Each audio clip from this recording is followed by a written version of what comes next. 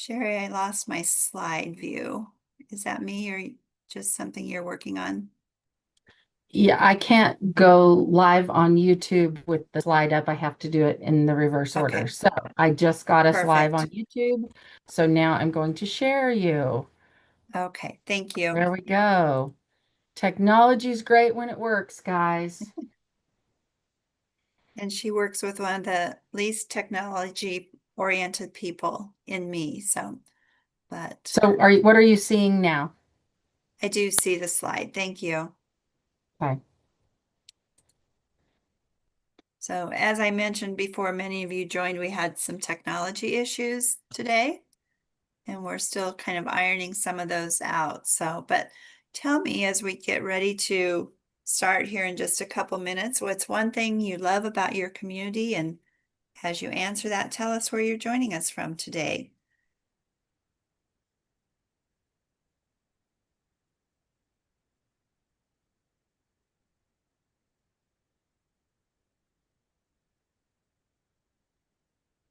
Okay, Zach said the growth that they're starting to have in their downtown area, it was stagnant for 25 years. Zach, where was that? Or where is that, I should say? Norfolk, okay. I lived there for about 4 years, and so it's fun to go back. We've gone through there a time or two since then, but it is a great community. So we'll give it one more minute for people.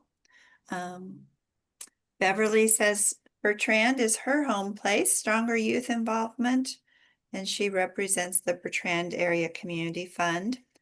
And Kelly said Kearney is growing, and that is definitely true as well. So thanks for sharing.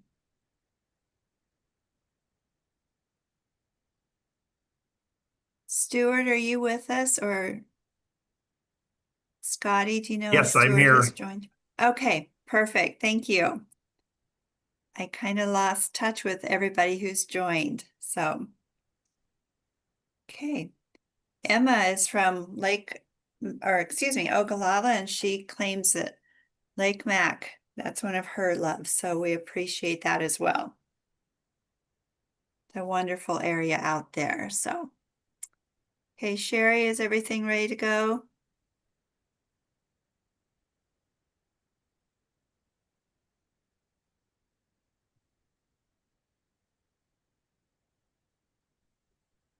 Okay.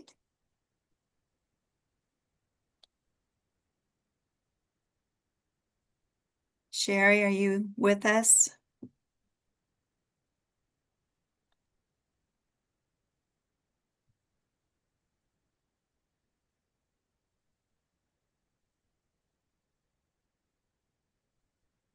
Have, can anybody hear me, or did I lose everybody?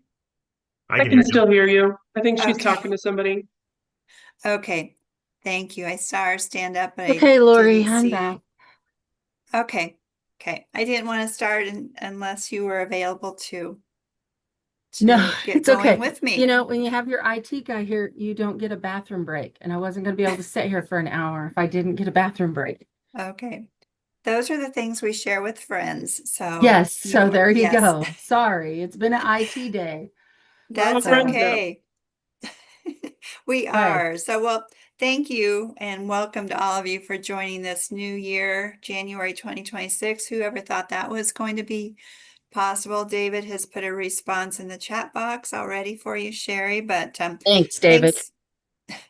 Thanks for joining HomeNE. And if we weren't all friends, stuff like this would be much more serious. But thanks for joining us. My name is Lori Ferguson. I'm with South Central Economic Development District. We office in Holdridge, and we serve as the lead agent for the HomeNE Learning Network. The HomeNE Learning Network is designed to be statewide and designed for all people from all walks of life who are interested in housing in their communities. So next slide, please, Sherry. The HomeNE program, the purpose of it is to, as you can see, foster interaction, and it's a learning network, as I said, geared to to the housing in rural communities, we provide face-to-face as well as online opportunities to bring education, interaction, engagement, and skill building to local leaders and conveners. You don't have to be an elected leader to be a leader in your community. So we want to build a community, and I think our technology issues and Sherry's brief pause there have shown us that it is indeed a community. HomeNE was established in 2017, and SCED, as we refer to ourselves, the acronym. We are the lead agent. Every event that we host or facilitate is designed to empower you to immediately apply what you learn. So an example, today you may hear of things that Scotty and her organization are doing in Broken Bow and Custer County and think, I can never do that in my community, but perhaps you'll hear one or two things that you can take to your community and implement that as it fits your needs. Flipping the script, that's kind of my thing for this year, thinking about things in different manners and different ways. So whether it's your first time joining our HomeNE webinar, and we do have, I think Sherry said, at least 15 new attendees today, or if you've been here for all 86 of those webinars, we are all learners here together, and thanks for taking time out of your day. So our guests today are Scotty Ross and Stuart Fox. Scotty is the Executive Director of Custer Economic Development Corporation, and Stuart serves on not only her board, but it is also the President and CEO of Nebraska State Bank. So welcome to Scotty and to Stuart. Thank you for agreeing to present today. Being a native of Custer County myself, I'm doubly excited, kind of jumping in when Scotty said, yes, we'll do it. I was just truly thankful for them and their willingness. So before we begin today, though, would each of you just take a little bit of time and introduce yourselves to our group before we get started? I'll let you go first, Stuart. Oh, thanks, Scotty. So, as Lori said, Stuart Fox, I'm President and CEO of Nebraska State Bank and Trust here in Broken Bow, and then also involved in various businesses as well. This is my hometown. I'm from Broken Bow. I grew up here, went off to college, and honestly never thought I'd have an opportunity to come back home. And I worked in the banking business for U.S. Bank and First National Bank of Omaha. And 25 years ago, First National Bank of Omaha gave me the opportunity to move back to my hometown. I did remote work for them back when that was really not a thing. And so it's really, really neat to be able to come back to my hometown. Broken Bow looked a lot different 25 years ago, especially on the housing side, which we found out firsthand because we ended up having to build a home because there was just nothing suitable for us. And, about 7 years after I moved back, I went to work for Nebraska State Bank and Trust, which being the local bank, locally owned, was pretty incredible for me to be able to become involved in Broken Bow and in the community and help both the community and the county to grow. When I worked for First National of Omaha, that was a great company to work for, but I traveled a lot and it was very hard to get involved in the community. And so once I came to work at the bank here, kind of got involved with economic development, and that's really become a main passion of mine. So thank you for having us. Of course. Scotty, you want to go ahead and give us an introduction of yourself? Sure. So I'm a native of Nebraska. I did not grow up in Broken Bow. I'm actually a graduate of Valentine. And so I always say Broken Bow, Custer County is probably all the farther east I will be willing to live. I, like Stuart, went out of state to Kansas and Oklahoma for college. And when my husband and I looked to move back to Nebraska, Custer County and Broken Bow was just so eager to have us. And it's been nothing but good to us ever since we came back. I have a background in agriculture. I worked in banking for almost 10 years before coming over to economic development. So uniquely, I had the opportunity to serve as the board secretary before working for CEDC. Therefore, it gave me a little bit of a background of understanding how this organization works. And I was able to work with some amazing directors for CEDC when I was a part of the board. And so it's just been a really good experience for me now stepping into this role. And we so much appreciate being asked to present today. So thank you. You're very welcome. We'll let you guys get started, okay?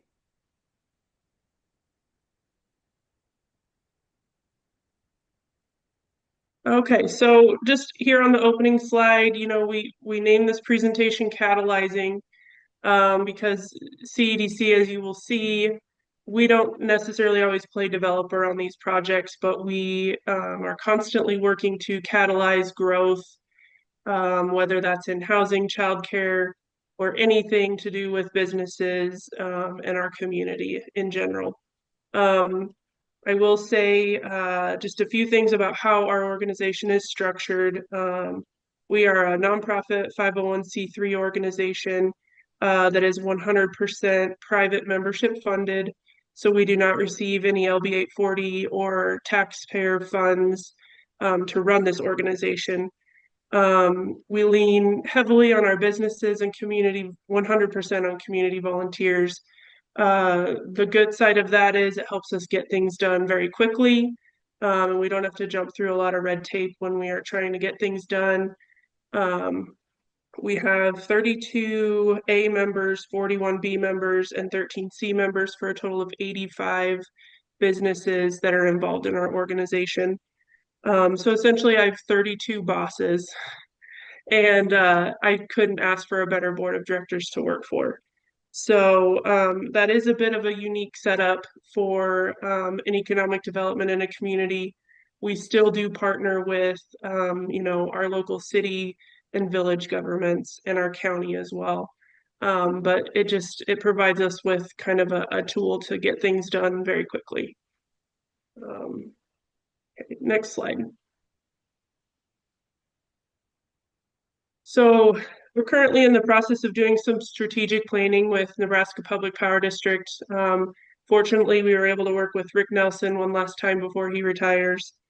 And so some of these charts are pulled from our trend study that was just wrapped up this last fall of 2025.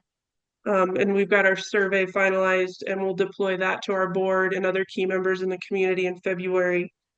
So that's where this data is coming from. Just real quick, I wanted to highlight a couple of things. This first one is work destination. 71.2% of the people employed in Custer County actually live in Custer County, which means the rest of the people are driving, commuting to Custer County for work or living here temporarily, haven't found permanent housing yet. Slide. And then this next one is the work destination report showing the people living in Custer County who actually work in Custer County. So 63% of those people are working in Custer County, the rest are commuting.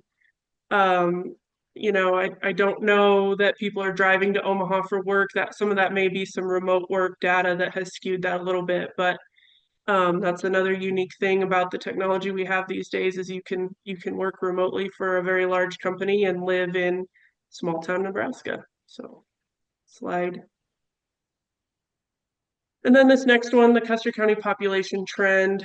Obviously with every community, almost every community in rural Nebraska, overall change is negative 0.2 since 2010. But I just wanted to highlight the white line there shows that since 2020, we have had an increase in population by 120. So that's encouraging. And then this next one, population age, just a good transition into what we're talking about with housing. Obviously, this is data that we take into account when we're planning our projects. The median age for Custer County is 42.3 years of age, whereas the state average is 37.1. So we're a little bit higher, and we have to recognize the fact that a lot of our population is or has already retired. So we factor that in. And then this last one, we just kind of like to boast. So if you figure 1 is the statewide pull factor for retail sales, Broken Bow, tied only by Holt County. O'Neill is at 1.6, which is above the state average. Most rural communities, as you can see, fall below the 1. And I think that's just, we already know this, but we pull a lot of people from north and west that, we're just really a regional hub, not just Custer County, but a lot of surrounding counties.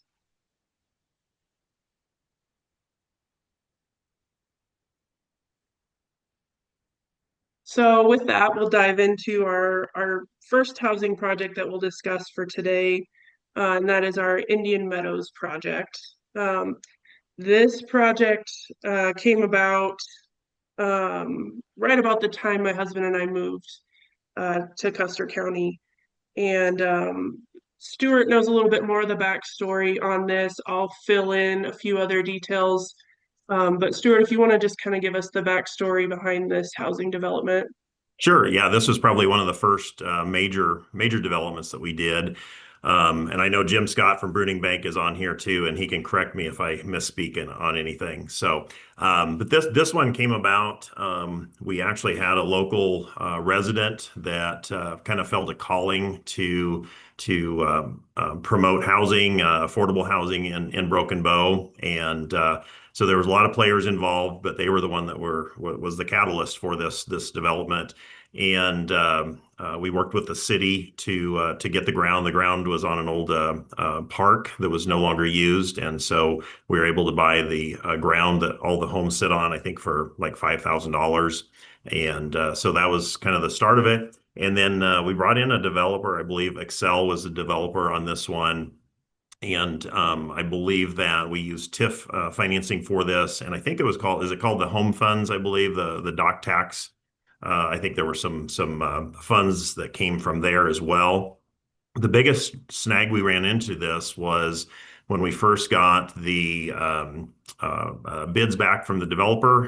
It was going to be on 6 homes because we didn't want to take the risk beyond 6 homes, and the bids came back way too high. And the developer basically said, unless we can build all 12 of them at the same time, it's not going to be affordable. And so I serve on the Broken Bow Industrial Company board, and I went to that group, which is also another group that helps to promote Broken Bow in Custer County, and said, what if we guarantee the sale of the first 6 homes? That way, there's only a risk on the other 6 homes for the developer. And so we stepped up and did that. By doing that, these homes, I think they were pretty much all the same floor plans, but they were the ones that had basements were sold for $185,000, and the 2 that didn't have basements were like $155,000. And so, because of the development of all those homes at one time, we're able to build them quite a bit cheaper. The appraisals came in $40,000 higher than what the sale price was. And so, all of you in small towns know that appraisals can be an issue when you're trying to build homes and be able to get comparable sales. So that was obviously not an issue for us. But the really neat thing was, once we did that and we started advertising these homes for sale, every one of these homes was sold and committed to before we ever turned a shovel of dirt. So that was pretty cool to see that. And I won't say the project was without hiccups or not, but we have this new development in the northwest part of town that has these 12 homes. They're a little over 10 years now, and many of them still have the same original owners. Some of them have sold, some have finished their basements, but those homes that were built for $185,000, I know there's some that have sold for well over $300,000 in recent times. So. And I'll just add a little detail on that slide. I said we had just moved to town. I was working for Johnson as his assistant. And we were drafting the agreement between the Broken Bow Industrial Corporation. And before John had finalized all the details of that agreement, our rock star executive director, Melissa Garcia, got back to us and said, they've all been pre-sold. Don't worry about drafting that agreement. So it was really cool. And I saw somebody typed in there that they're the ones that wrote the grant for that. So if there's anything you want to add, because you probably got a lot more details than I do, please add that color to this.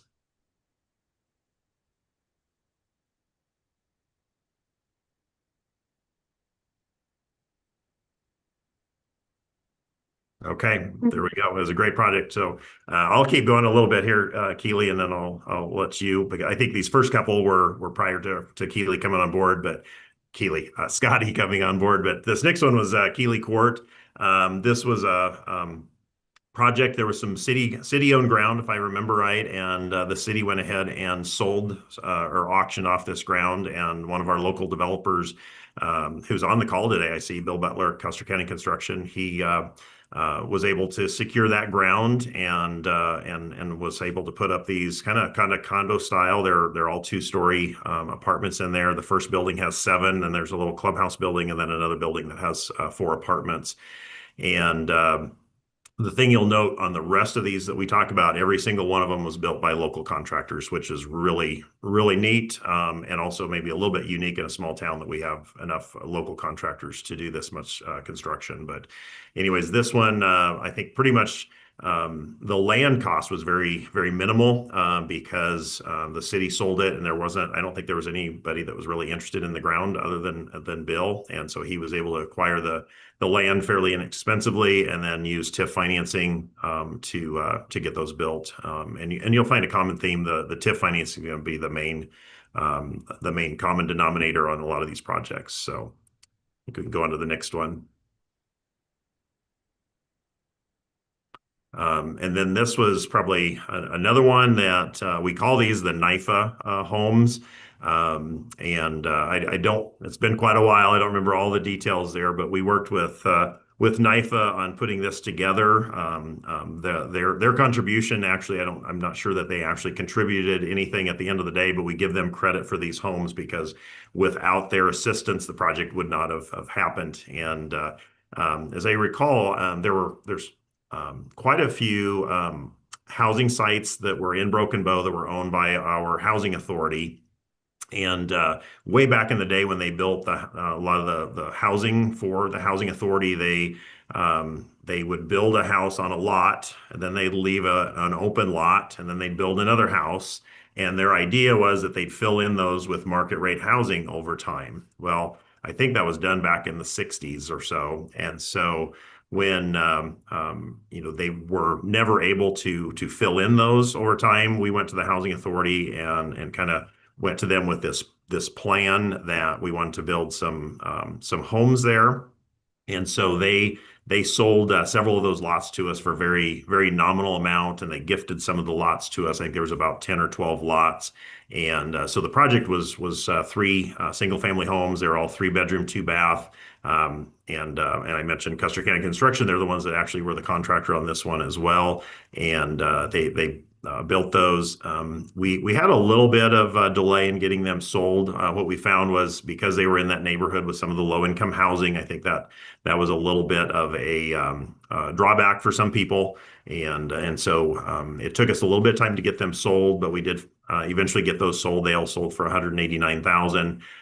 After that, we didn't have a lot of appetite to develop the remaining lots. And so I don't believe it's part of this presentation, but we did end up selling the remaining lots to a local contractor who actually went and built spec homes on those lots. And every one of those lots that we sold to them have been built on, and those homes probably sold in the neighborhood of $250,000 to $350,000. And so the last home is actually on the market right now, and I think for about $349,000. And so even though we didn't get to develop all of those lots, every one of them has since been developed and definitely added a nice thing to our community. All right, there we go. All right, I'll let you take over here, Scotty. So this is the first round of what they call the legacy apartments. It's 3 structures, as you can see here, with 6 units in each structure, 1 and 2 bedroom options, 0 entry on the first floor apartments. I think they used a little bit of TIF financing with this, and again, a local contractor. So I meant to point out back on that first housing project, you probably thought, why would you say you didn't use a local contractor? Well, since joining this type of an EDC and economic development, I keep hearing development breeds development. And I think our local contractors saw how successful that first project was, and it made them feel more comfortable kind of stepping forward and recognizing that need. And so you'll see every project since is all local development, which is very exciting because those local contractors also do business then with local subs. They get their, washers and dryers and all of the appliances they need locally and the flooring and everything that way. So it's just really great for our local economy. So Chris Myers may kill me for saying this, but I remember when this went up, he said something to the tune of, I could put these apartments up in Kearney and I could probably make 20 to 30% more money on them, but Broken Bow needs them. And that's the mindset of Chris and Kyle and Bill Butler and our local contractors that just keep investing back in our community and I know we wouldn't be where we are today without them. So can't thank them enough. So this was the first round that was put up, and they were built, like I said, in 2014 and filled up almost immediately. And then the second round basically mirrors them to the north, another 3 buildings with 18 units. Again, 1 and 2 bedroom options, 0 entry. They made these pet friendly, which if anybody is a dog or cat lover, it's important. Like I was so happy to hear that because that is an option that a lot of people look for. So I think that was great that they offered that. Did use a little bit of TIF financing on these as well. And again, it was Myers, so a private local developer that built these. And then we roll into our trust fund project, awarded in 2019, a $400,000 matching grant from the Department of Economic Development, awarded to CEDC to build 3 single-family homes. So these homes, if you're familiar with trust fund, they were sold to low to moderate income families, qualified buyers, and then we offered up to $36,000 of down payment assistance. Half of that forgiven over 5 years. The other half stays as a lien on the home for whenever they sell it or if they refinance it, it comes back to CEDC. So in 2020, the first 2 homes were built in Broken Bow on Hillcrest Drive, 1,200 square feet on unfinished basements. And so, right around 2020 was a great time to be alive. It was a bit of a challenge to find qualified, income qualified buyers, but they did eventually end up selling and are both still occupied by the original buyers. And then in 2023, so this is when I came on board and started working for CEDC, we built our 3rd house on a lot in Callaway. Same footprint, 1,200 square feet, 2 bedroom, 2 bath on an unfinished basement. We did use a different contractor. It was a young guy, Bryson Kennedy, who was just getting going down in Callaway, and he did a fantastic job. I apologize, I'm losing my voice, guys. So this house was built and sold in the same year.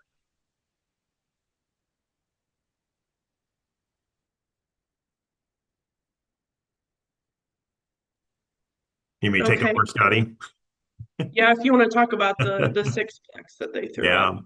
So if you pulled up a map of Broken Bow, kind of an overview, if you're just north of the highway on 5th Avenue, you'll actually see where this development is for all those apartments. And so that it's an entire city block. And so they started with the 3 6-plexes, built 3 more 6-plexes, and then this was just 1 6-plex that they finished out. So basically, you've got, if I do my math, I think 18, 36. So there's 42 units that is on this city block. And if you calculate kind of what that development be, I mean, that's millions of dollars of development that went onto that one block.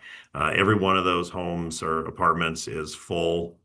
And the thing that was a little bit surprising was the demand that they had was for 3 bedroom, 2 bath apartments, because I think a lot of us that know the demand for homes is changing a little bit, and it's not always the 3 bedroom, 2 bath. I know I talked to Cliff Mesner, and that's actually not what people are wanting, anymore. But in this case, from an apartment standpoint, that's what people are wanting. That's where the demand was, which is really surprising. And so they finished this one up, I think, 2023, and then they're really nice again. They've got the solid floors, so there's no carpet. So just from a cleanliness standpoint, it's really good. And then finally, they were able to build one more project. This is an eightplex. It's over on the north side of town. And again, they're all 3 bedroom, 2 bath. My understanding is these just came online in late 2025 and are all rented, and they're all on one floor. I think the original ones, they had some 3 bedrooms that were 2-story, but these are all just all on one floor. Obviously, it's a 2-story apartment building, but just really amazing what the demand is. As a lot of we do employ. With Becton Dickinson here, we have over 600 employees in this town, and so they're bringing people in all the time, and so there's a lot of demand there. Adams Land and Cattle employs 180 people. I mean, we've got a lot of large employers that bring people in, and some people go into those apartments and they live there temporarily until they can buy a house, and some of them they move in and stay there. So that's filled just a huge void. So between all of those apartments that have been built on that one block, I said, what was there, 42, and then there's this eightplex makes it 50, and then we've got the 7 and 4 that Bill Butler built. That's a lot of apartments that have come online in the last 10, 12 years in a community of our size. So you can imagine what housing would be like without these local developers. And again, the biggest incentive for them has been TIF, and so these local contractors, they take on a lot of this risk for themselves just because they love the community. They want to see it grow and prosper, even though they know they might be able to get a better return somewhere else. So this is the most recent project, and probably one I'm really excited about, mainly because I'm probably one that really helped get this thing going, or at least was part of the group that determined that we had the need for additional housing. And so my brother Barry Fox, who's part owner of Kincaid Brewing Company, we worked together to kind of come up with a plan in order to get this project going. But this is called Eagle Crest. You can see at the top of the page, there's some housing there already. That was called Woodcrest, and then further to the right of that, you can't see it, but that's called Hillcrest. So there's been some other developments up there, but this was land that was owned by I think Rolling Hills Development Corporation, which was the intent was to build homes on there, but until we got the infrastructure in, nothing was going to happen there. And so, anyways, we started working on a TIF project. We brought in Klein Williams to help do the redevelopment agreement, and as many of you know that are on here, without TIF, you can't do a new development like this. And so when we first put it together, there's 31 homes or lots that are lotted on this, or platted on this map here. And we estimated it was going to be $60,000 to $70,000 per lot. And so as all of you know, you can't sell lots for that type of cost. And so without TIF, it would not happen. And anyways, we were able to move along with the city, and they approved that project. Klein Williams, Andrew Willis there was great to work with there. The thing that was really exciting on this was when we put this out for bids, and the bids came back in. The bids came in at about $1.5 million for the infrastructure. So at 31 lots, that's only about $50,000 per lot. So the cost came in much lower than what we had projected, which never happens. Made this much more affordable and doable. And so right here you see just the dirt work on there. I'm happy to say I think there might be some slides coming up that'll show all of the infrastructure is in, the concrete is in, and our first home is going up, and it is a I believe it's a home that's been sold. Again, a local contractor is doing that, Bergen Construction. They're a Heritage Homes dealer, and so that home is under construction, and I think there'll be a homeowner moving in there probably in the next 30 days. So beyond that, we've got another 30 lots that are available to build on. And what we've done, because of the TIF, we are selling those lots for $10,000 each. And there are some covenants, of course, on those lots as far as the type of home, the square footage, and that. And so right now we do have one contractor that has agreed to purchase 8 lots and start those homes. Those will be spec homes that will be going up here in 2026. And we are going to be using some workforce housing to provide some of the financing for that. And so we're excited to see those. Those are going to be priced in that probably about $300,000 to $350,000 range. There'll be 2 or 3 different floor plans that will be going up, and then that builder also has an option on some additional lots. But we still have probably 10 or 12 lots that are available for other contractors to purchase and start building on. I might back up just a little bit because I just mentioned the workforce housing. We did apply for workforce housing here several years ago, and on the last apartment complex that we showed, that 8-plex, we actually financed that project, or at least part of that project, with the workforce housing. I think we have about $850,000 in that fund. And so they have used those funds. They've cycled through. That money's been paid back, and now we have that money to use on additional projects. And right now we have an application, and we approved for use on those 8 spec homes. And so again, a local contractor that will be building those, and hopefully by this fall we'll have 8 homes that are filled with new families.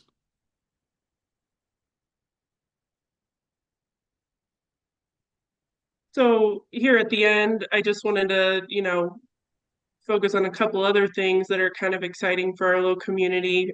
This is a picture of the groundbreaking for the Broken Bow Public Schools middle school, high school expansion and renovation bond passed in May of 2024. And then here's some photographs. It's actually farther along than this, but these are just the ones that I could find. So if any of you are familiar with Broken Bow, the bottom left-hand slide, you can see the brick middle school behind this very large CTE building that has gone up. So very exciting. Woods, mechanical, welding. They've even got a home ec room, which is really exciting. It's been a great addition, and this larger picture is what the new secure entrance looks like. So very exciting stuff. And then as far as childcare goes, I'd say childcare has been equal with housing with statewide discussions at any sort of conference I go to. I always say the challenge with childcare is it doesn't matter how much money you throw at that problem, you have to have the right people. And we were very lucky to have a local provider, Precious Angels Daycare, run by Mary Shaw. And then this is Sarah Arnold pictured here, who's the director.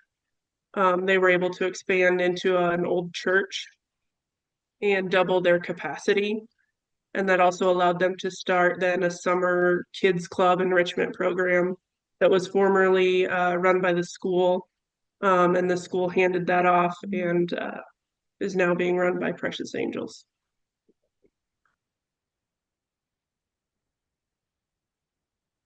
So just a quick summary. On the housing side, we've had 80 plus homes added since 2013. 61 apartments, 19 single family homes. That doesn't include other private builds.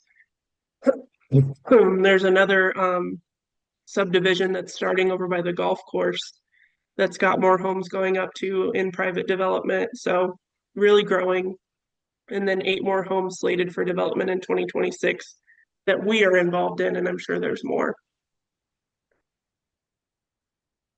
And then on the education and childcare side, like I said, we passed that $25.6 million bond to expand and renovate the school.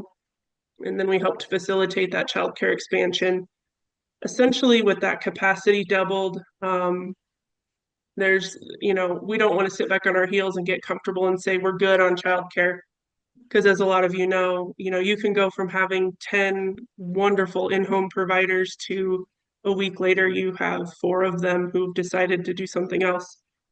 So we're not getting comfortable. But as of right now, anybody that moves to Broken Bow will not have trouble finding childcare if they need it, which is a great, great feeling.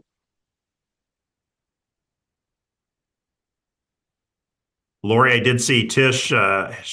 She was responding to my comment about not everyone wanting 3-bedroom, 2-bath. I didn't see Cliff Mesner on here. He'd be the one to answer that question. But I think what he's told me is basically you don't have the nuclear family anymore, and so there's people that are wanting a 2-bedroom or something that's smaller, and it's definitely not whatever I was ever told. Especially when we were in Omaha.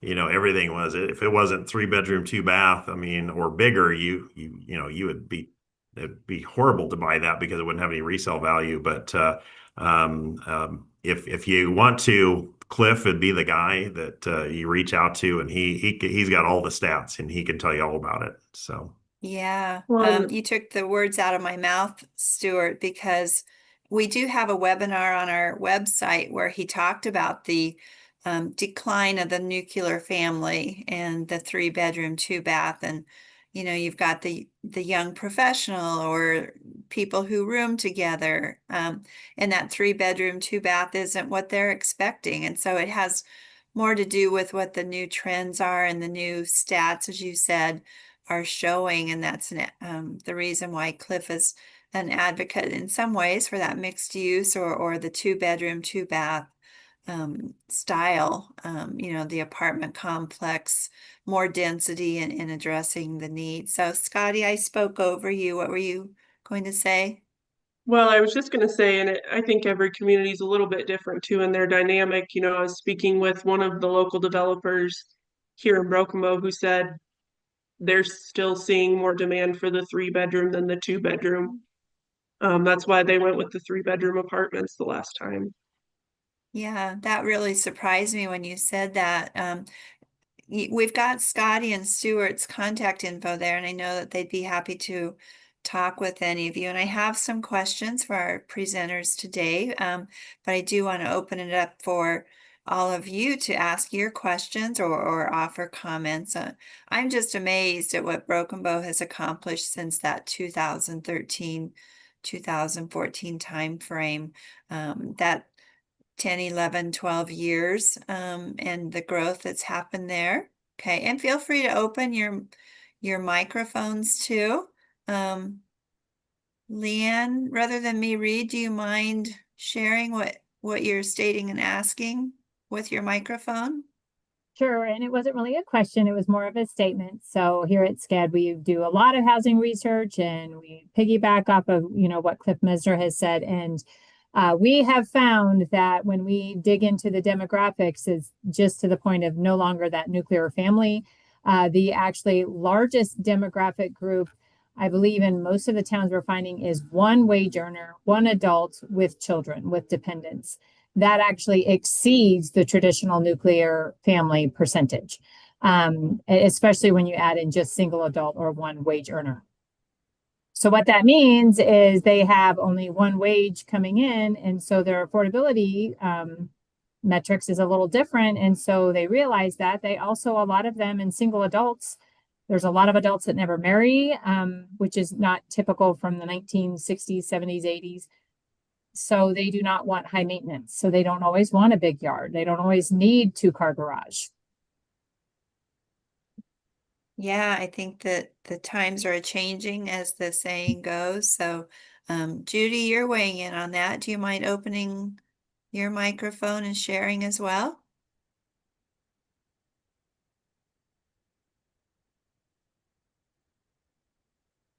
And maybe she doesn't have microphone capabilities, but in North Platte, she shares that they're building a 44-unit tax credit housing project with 6 duplexes that are also 3-bedroom, 2-bath, but the apartments will be all 1 and 2 bedroom.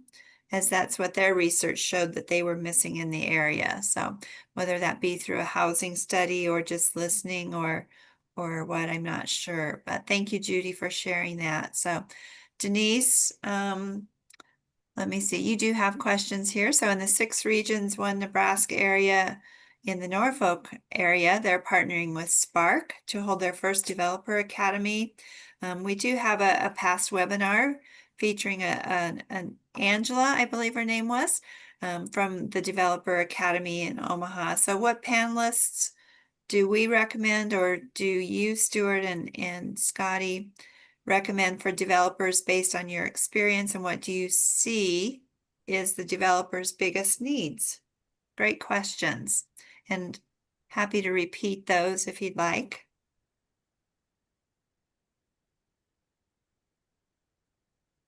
That is a good question. So- I'm not sure. For a moment there, I thought I had lost everybody. So thanks for speaking up, Stuart. Stuart and Scotty, would you also talk a little bit about the other part that the EDC has played in some of these projects, along with the industrial board, just to help some of these projects along? That yes, you talk about the trust funds and all that, but we also had some other funds there to help these developers, contractors. So maybe talk a little bit about how the EDC and the industrial board has had monies to help with these projects too. Yeah, so thanks, Jim, because I know we talked about that as a good reminder. In order to get that first those first 3 sixplexes built, not only did we have the TIF there, but they were taking a real risk because nothing had been built in Broken Bow like that probably since Broken Bow Apartments, which was a low-income housing project, and that was back in the early 90s. So it'd been a long time, and so they were hoping to get a little bit more incentives, and so they went to our local economic development group, which we mentioned, we are self-funded, so we don't have tons of cash, but we did have a little bit of funds that were available. I think some of that was funds that came from the banks, and we were able to loan out, I think, not a huge amount, but I think it was $75,000. And we loaned that to the developer for 10 years at 0% interest, no payments. And that has since been paid back here just in the last year or two. So that was another thing that could help them, especially looking at that as equity basically when they were trying to apply for their construction loan and their permanent financing. And then we also have the Broken Bow Industrial Corporation, which I mentioned earlier, and we did have some excess funds as well. And they came to us and asked if we would participate. And as I recall, we loaned them about $75,000 as well. And that one we did charge some interest, but it was very low interest. We charged 3% for 10 years, and it was no payments. The interest did not compound, so it was very, very generous for them, and that one was also paid back. But the reality is if without those items, I don't think the project would have happened. And we did have some of the people on our boards that said, well, since we did that and we were giving that money to a private developer and, either 0% or subsidized interest, and they're like, well, what if someone else comes to us and asks for something like that? And my response was, well, if that's all it takes to get a $2 million project done in our community, we'll do that every day of the week. We'll go out to our members and we'll raise additional funds and we'll do that. If that's what it takes to get somebody to take the risk on a $2 million project, is we got to give them $50,000 in low or no interest loans. I think we do that every day of the week. And I still stand by that. Anything you want to add on that, Scotty? Yeah. Yeah, and that's it circles right back to, the title of our project is we didn't play developer on any of these, except for the trust fund houses. But we try to incentivize it and show support for those looking to invest in our community to make it a little easier to take that leap.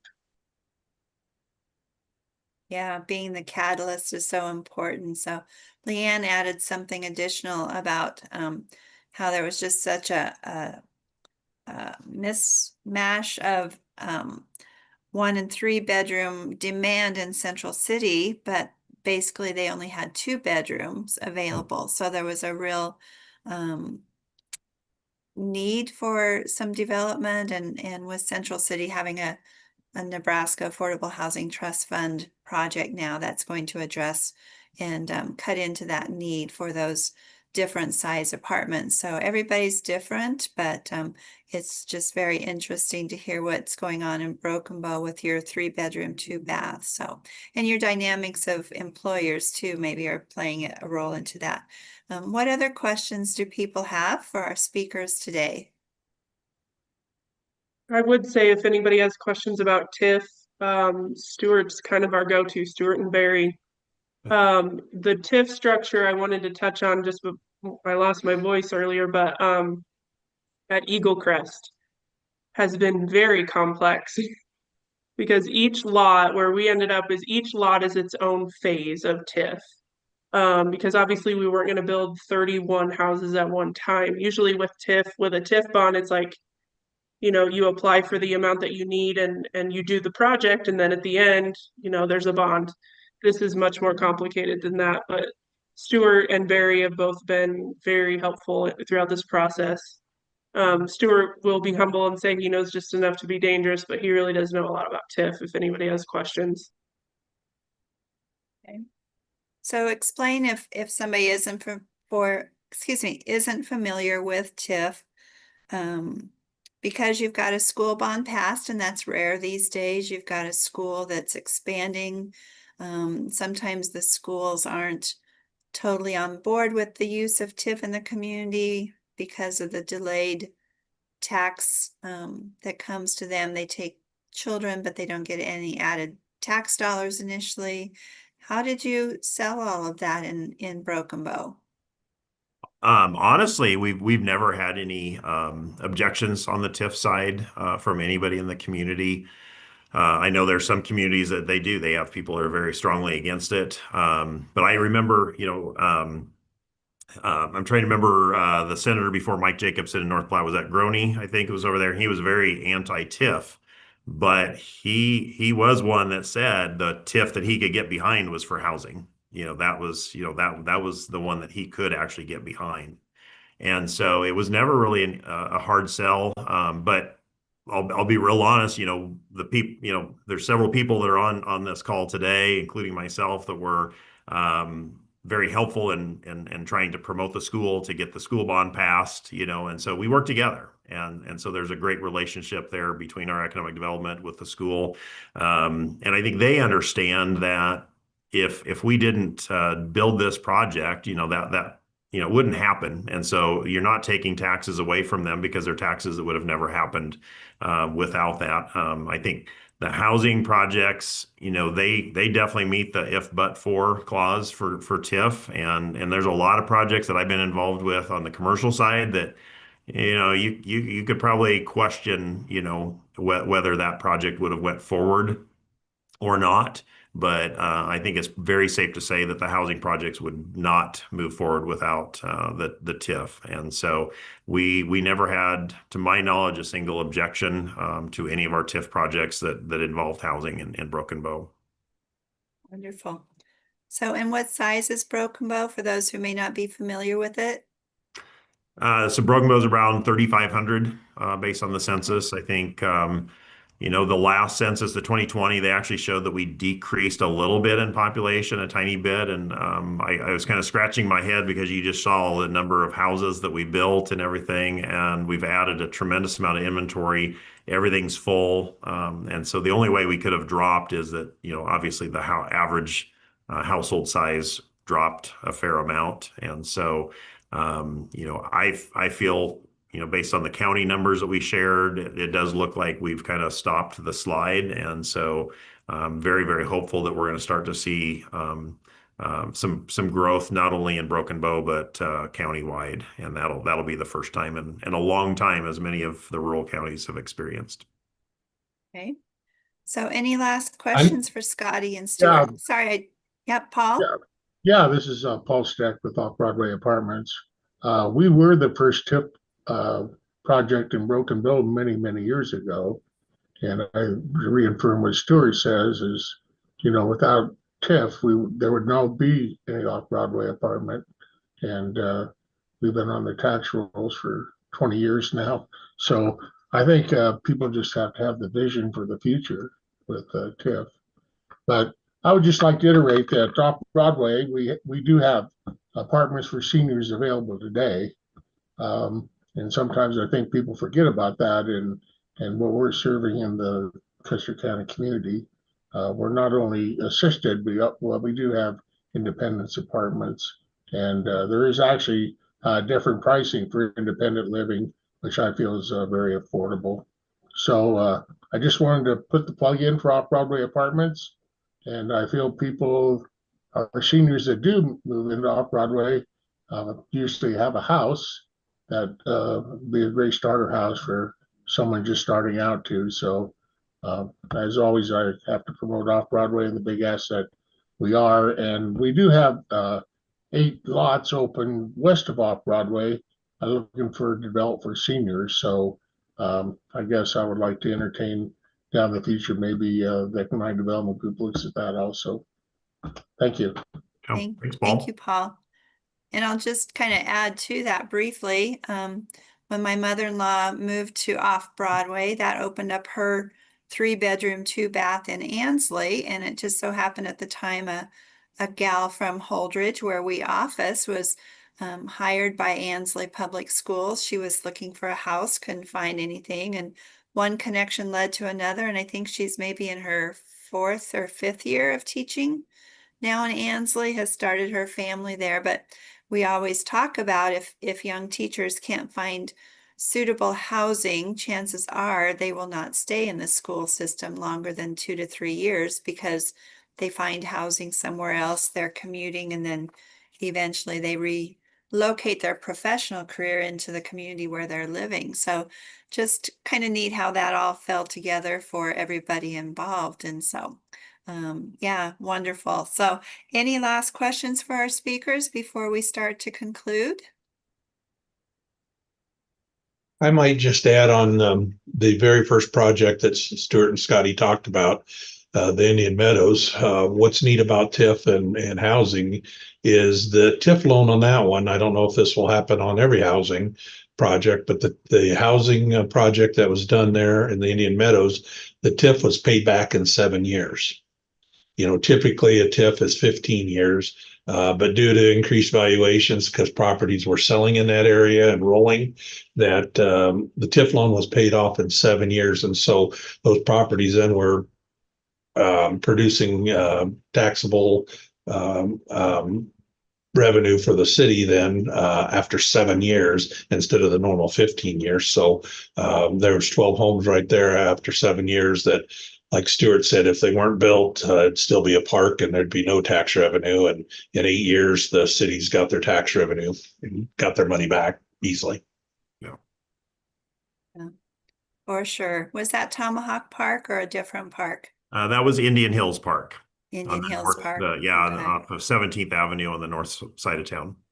Okay, great. So, okay, well, one last question for our speakers. I'm going to try to do something as we conclude with our speakers by asking the same speaker or same question of our speakers. We'll see how that goes. But anybody who's listening and saying to themselves, well, Broken Bow did it, but there's no way our community can do this. So I'm asking you to flip their script by giving them one piece of advice. What would be one thing you would tell somebody who has that opinion that they could never do what Broken Bow has done? What's one piece of advice you want to share before we conclude today? It's a good question. I think that there's got to be some belief that you know, and passion to do that, because you're going to run into a lot of people that say no, or that you can't do this or you can't do that. That's the first time being done, and don't take no for an answer, I guess would be the one thing that I would say. So okay, don't take no for an answer. Excellent. Scotty, are you Yeah, that's thinking what of I mean. something?